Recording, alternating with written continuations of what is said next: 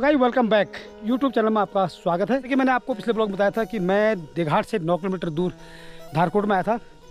तो 2021 या 20 में आपने सुना होगा उस टाइम पे कि एक करोड़पति IPL में करोड़पति जो उनका नाम बहुत रोशन था, जिन्होंने 1 करोड़ रुपये का इनाम जीता था यहाँ पे। तो आज वो भाग्यशाली से मेरे को यहाँ पे मिल गए अचानक।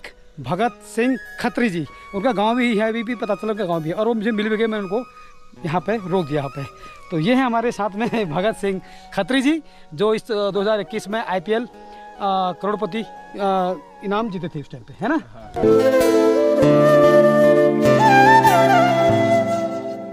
जी, तो इनका थोड़ा सा मैं इंटरव्यू लूँगा। तो खत्री जी थोड़ा सा सामने आइए, आप अपना पूरा एक बार ब्यौरा सा बताइए। नाम क्या है आपका? मेरा नाम भगत सिंह है जी, और मैं उगले सिंह गांव में रहता हूँ। अच्छा जी गांव से हूँ। जी जी, और मैं एक कायदे से एक किसान हूँ। किसान काश्तकार जी। हाँ मैं जी अभी भी एक किसान ही हूँ। जी, जो ये क्या कहते हैं ड्रीम 11 से उससे लोग करोड़पति वाला सपना देखते हैं। जी हाँ जी हाँ जी हाँ जी हाँ। कई लोग इसमें कंगाल होते जा रहे हैं जी, तो एक हिसाब से गलत भी है, गलत भी है और सही भी है। सही भी जो है। इन्वेस्ट कर सकता है उसके लिए तो ठीक है जी, और किसी के पास नहीं है तो किसी से कर्जा लेकर के इसमें पहुंचने की जरूरत नहीं है। पहुंचने की जरूरत नहीं है। बिल्कुल बिल्कुल, यही मैं इसमें कहना चाहूंगा, यही सबसे अच्छा है। क्योंकि कई लोग इसमें कर्जे में डूब चुके हैं, जमीनें बेच देते हैं, मकाने बेच देते हैं। जी जी, तो यहाँ तक पहुँचने के लिए तो बहुत मेहनत करनी पड़ती है। बहुत मेहनत करनी पड़ती है। नहीं तो सबसे अच्छा तो अपना वही है करके खेती बाड़ी की ओर ध्यान दीजिए, और जो आपका पर्सनल काम है उस काम की ओर ज्यादा फोकस कीजिए, और उसी में आप करोड़पति बन जाओगे, करोड़पति बन जाओगे। यही मैं कहना चाहता हूँ। जी जी, उसी बात में याद है जिस टाइम पे हम 2021 में जब गांव से लॉकडाउन का समय चलता तो काफ़ी नाम सुना उस टाइम आपका कि, लेकिन मुझे हमें विश्वास नहीं होता कि जो इनाम का पैसा, लॉटरी का पैसा होता है, मिलता भी है या नहीं मिलता है। तो अच्छी बात है, क्योंकि मैंने आपके बैकग्राउंड अभी जानी, काफ़ी गरीब परिवार से आप थे, आपके भाई बहन पिताजी जो भी थे बचपन से उनका हाथ भी आपके ऊपर नहीं रहा, और समय से पहले निकल गए हैं। बिल्कुल बिल्कुल बिल्कुल। तो मैं ये चाहता हूँ कि आपके मन में वो IPL वाला जो गेम आया वो कैसे आपके मन में आया उस टाइम पे लगाने का? तो आजकल ऐड देखिए, एक से एक आ रहे हैं, कहीं से भी लगा लो। अच्छा अच्छा अच्छा अच्छा, बिल्कुल। तो उसके हिसाब से आपने वो लगाया। बिल्कुल। तो आपको जो कट फिट के उसमें टोटल कितना आपको उसमें फाइनेंस वो मिला आपको उसमें?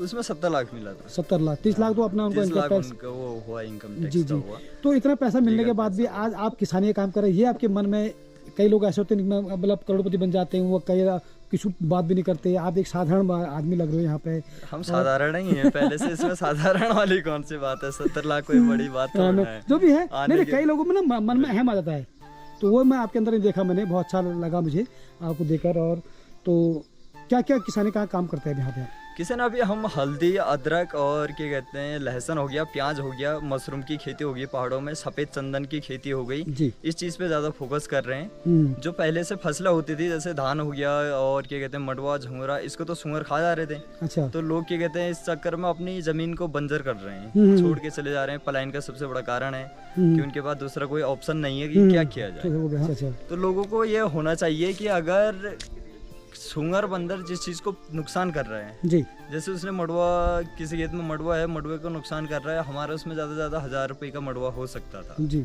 ठीक है।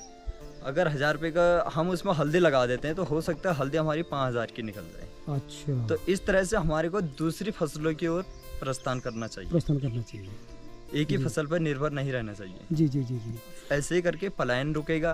उसके बाद बड़ी बड़ी कंपनियां यहाँ पे आकर के हमारे से खुद ऑर्गेनिक, हमारे पहाड़ में तो ऑर्गेनिक ही मिलता है, यहाँ पे खाद का कोई प्रयोग नहीं होता है जी।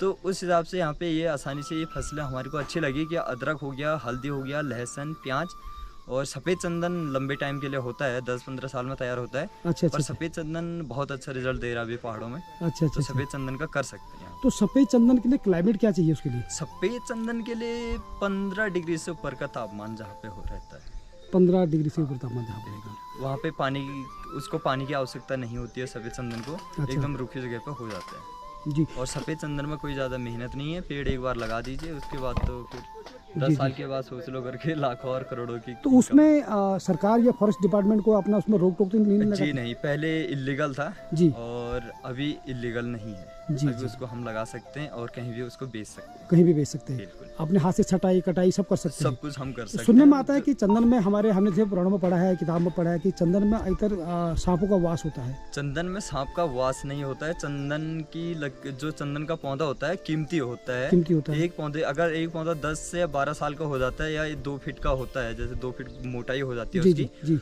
तो उस मोटाई के अनुसार उसकी कीमत 2 से 3 लाख रुपए के आसपास पहुंच जाती है। तो इसलिए उसमें एक भ्रम डाला जाता है कि उसकी जड़ पे सांप होते हैं या उस पेड़ पे सांप होते हैं, हाँ, कि लोग उसको काटे ना।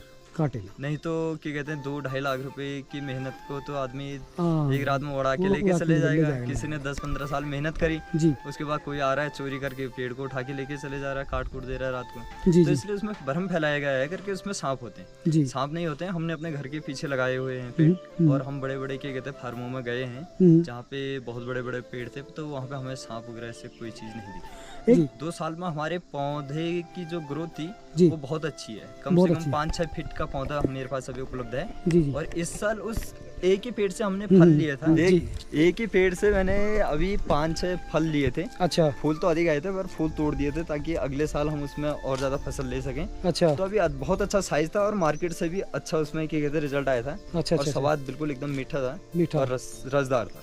जी। तो आपने कौन सी किस्म का सेब लगाया था? अभी जैसे हमने एक रॉयल का लगा रखा है और एक रेडम गाला, जो अच्छा, यहाँ पे रेडम गाला। आसानी से जो यहाँ पर आसानी से हो जाता है। हो जाता जी, है। जी। हमारे एक दोस्त हैं नेगी जी हैं, वो मानला के हैं। हाँ। तो वो भी हिमाचल से पेड़ लेके आए थे। तो उन्होंने आज मानला में भैंसी खेती एक जगह है, वहाँ पे उन्होंने खेती का ये पूरा कर रखा। तो उन्होंने अपने घर में कीवी लगा रखा है, अंगूर लगा रखे हैं, इलायची का पेड़ भी लगा दिया है, जी बिल्कुल। चीकू लगा रखे हैं, और अनेक प्रकार के उन्होंने ये रैंडम गाला जो आप बता रहे हैं सेब की वैरायटी वो लगा दी। लेकिन हुआ क्या है कि उनके घर पे रातों रात किसी ने चोरी भी कर दी वहाँ पे। हाँ, तो बस पहाड़ में सबसे बड़ी दिक्कत ये है, कोई आदमी आगे को बढ़ता है तो उसकी टांग खींचने के लिए 10 आदमी खड़े रहते हैं इसमें। कि उसका अगर हम कोई कीमती पौधा कहीं पे लगाते हैं, जी। किसी गांव वाले ने देख लिया है। हाँ, हाँ। अब गांव में सभी तो एक दूसरे के बारे में पॉजिटिव नहीं सोचते, तो कोई ना कोई उस पेड़ को उखाड़ेगा या काट देगा। जी जी जी। ये जरूर यहाँ पे रिजल्ट देखने को मिलता है पहाड़ों में।